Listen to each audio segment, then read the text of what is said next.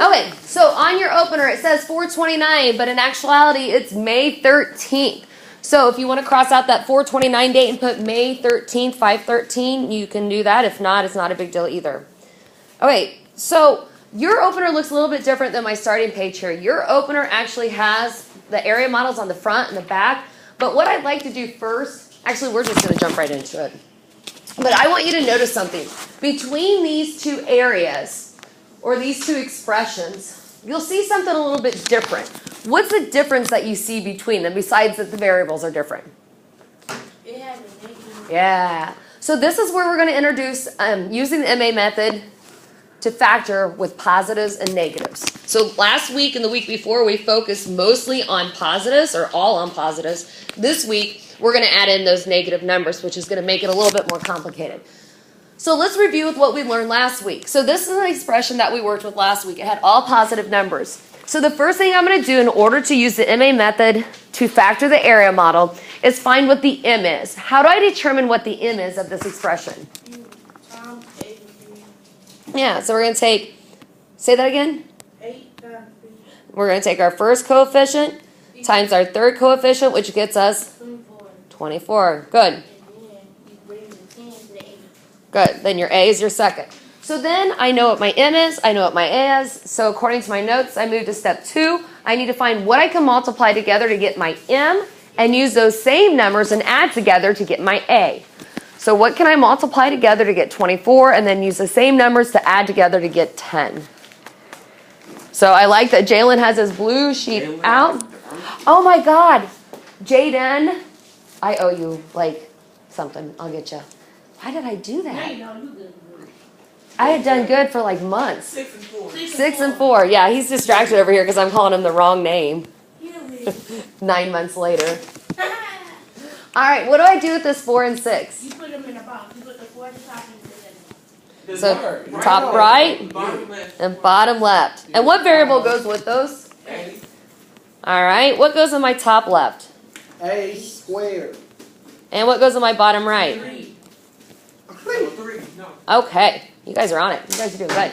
Now, I'm ready for I think it's step 4. Step 4 says I'm going to look at my top row. I'm going to find the greatest common factor of my top row. What's the greatest common factor of 8 and 4? No. Wait, what do you mean? So you can do this in 2 ways. You can either think what's the largest number they can both be divided by, which is what AJ just did. Or if you have no idea, this is where you do your factor trees. Oh, yeah.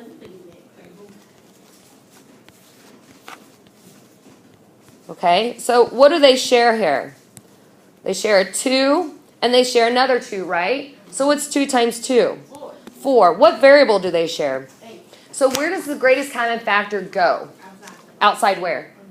What's it represent on the height? So we have 4a as my height. So I have 4a because now I'm trying to find my what? Width. Nice. Okay. So 4a times what gets me to 8a squared? 2a. So if that becomes my width up above, it also what? Is the width below? And I'm going to put it in the width spot. Good. Then I think 4a times what equals 4a? 1. If it's width above, it's also the width below. So now I come down below. I'm trying to determine what am I missing on the bottom row now? The height. So what times 2a will equal 6a? Now if I plug in that 3 for my height, then my other rectangle, does 3 times 1 equal 3? Yep, so my height is 3. You guys are doing a nice job. Okay, from here, I have my area equals, what do I put for my final answer? Which is? 4a plus 3 and then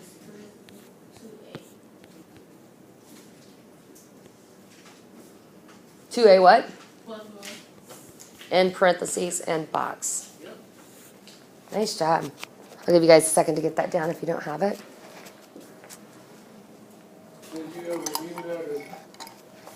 What's that? You got him? I'm going to as soon as we get through the opener. Promise. All right, flip it over. This is where the fun begins. This is where we actually have to pay attention to the negatives. So when we go to find our M, we take the first coefficient times the third coefficient. My third coefficient is a negative. So I'm going to take 8 times negative 3. What does that equal? Negative 24. Then what's my second coefficient here? 10. So you're going to have to look on your factor sheet under 24. Which of those numbers can you multiply together to get negative 24, but then add together to get a 10? So you're going to use the same factors. But because this is a negative, one of those numbers is going to have to be a negative, right? So what are my factors of 24? Just tell them to me real fast. 1 and 24, okay. 2 and 12. Okay. 3 and 8. And 4 and 2. Okay. So I'm going to give you guys a cheat sheet or like some cheat things in just a minute. But we're dealing with negatives now. So one of these numbers is going to have to be a negative in order to make our m a negative. But our a is a positive. So when your m is a negative and your a is a positive, it means your smaller number is going to be a negative. So how I do it, I just think if this is a negative, just think 24 minus 1. What does that get you? Not 10. 12 minus 2. What does that get you? 12 minus 2 gets you what? 10. So if I make this to a negative, so negative 2 plus 12 gets me a positive 10. Negative 2 times 12 gets me to negative 24. So there's my MA. Oh, okay. Okay? And like I said, I'm going to give you guys on your blue sheet, we're going to write down a couple little notes that's going to help you figure these out a lot faster, how to make which one a negative. So then we just go back to what we did in the previous problem. We put this in our top right and bottom left. So what goes in my top right? Negative 2. Negative 2 what? No, 8. And what goes in my bottom left? 12. 12x. Okay, top left 8x squared. Negative 24x. Oh, and bottom right. negative 3x. Negative 3. Okay, so now we're ready to find the greatest common factor for my top row. So what's the largest number that 8 and 2 can both be divided by?